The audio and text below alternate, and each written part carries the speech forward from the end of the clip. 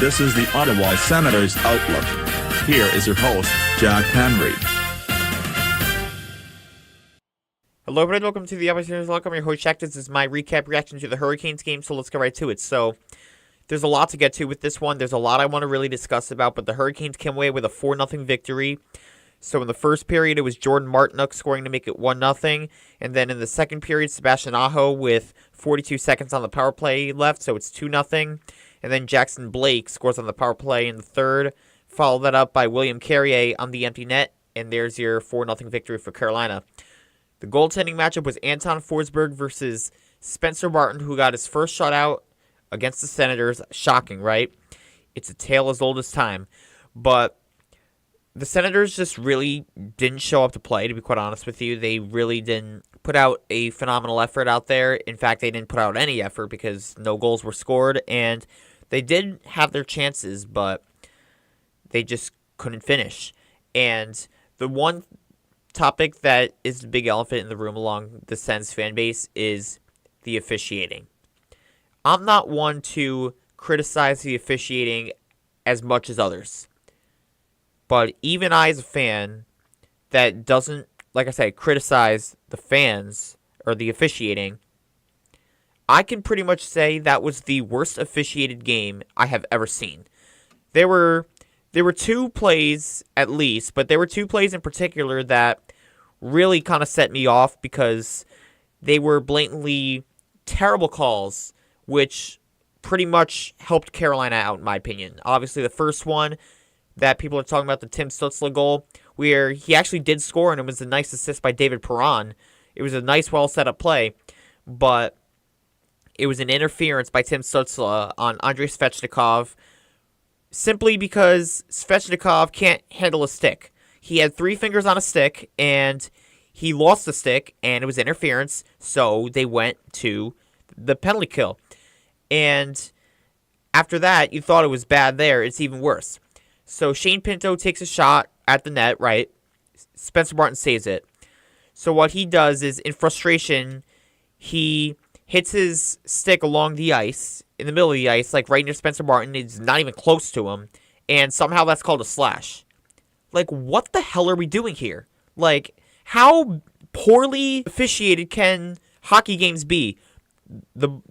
It gets worse every season, and the NHL at some point has to step in. I don't know what the situation is going to be, but the officiating was horrible and seriously biased against the Ottawa Senators tonight.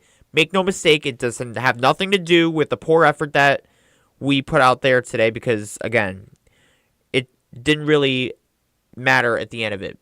I do think the Senators, if those two calls don't happen, we are still looking at a 2-1 loss, 3-1 at worst if there's an empty netter, but regardless, you're looking at a loss. There was just a terrible effort. But get my point, the officiating, brutal. So I hope the NHL takes a look at this. And again, not much to say here other than that.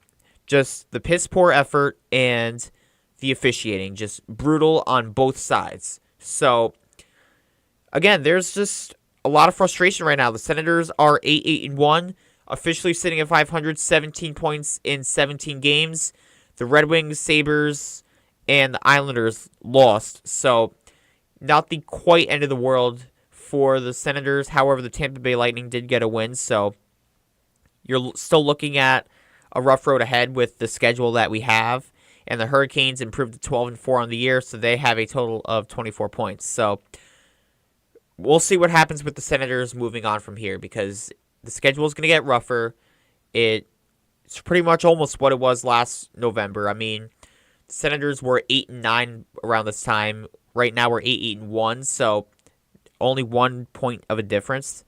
I don't know what to really take away from this start so far, but their effort has been so much better than 500. Like, if we're looking at it, I think we're looking at maybe another 3-4 wins in there. That's including the Flyers' overtime loss. So I definitely think we're looking potentially at around an 11-12 win team based on how they've been playing. But the problem is they haven't been finishing. And the goaltending has been a big issue too, I believe, because Forsberg has looked good in some games and others not. Ullmark has kind of struggled to start the year. And I do wish that he was put in there more so we can be able to get a groove. Obviously, Forsberg has looked good for most of the season. Not good tonight. But I want to see Ullmark be able to get some more games in. And on top of that, the defensive play, I mean, I can't even blame it anymore because all the statistics actually have Ottawa as one of the better defensive units in hockey right now. Last time I checked, they were a top 10 unit so far. And that's even with Travis Hamonic in the lineup for most of the season, which he should not be.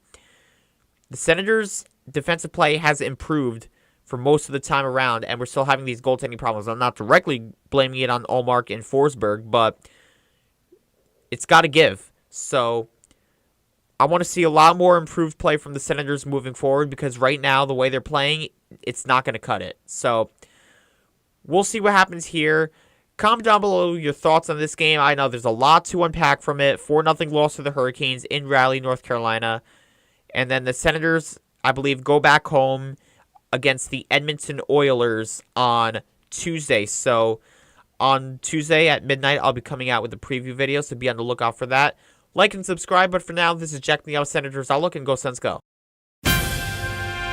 Thank you for watching this presentation of the Ottawa Senators Outlook. For more of this podcast, click on the videos on the left, and subscribe by clicking on the icon on the right. Thank you.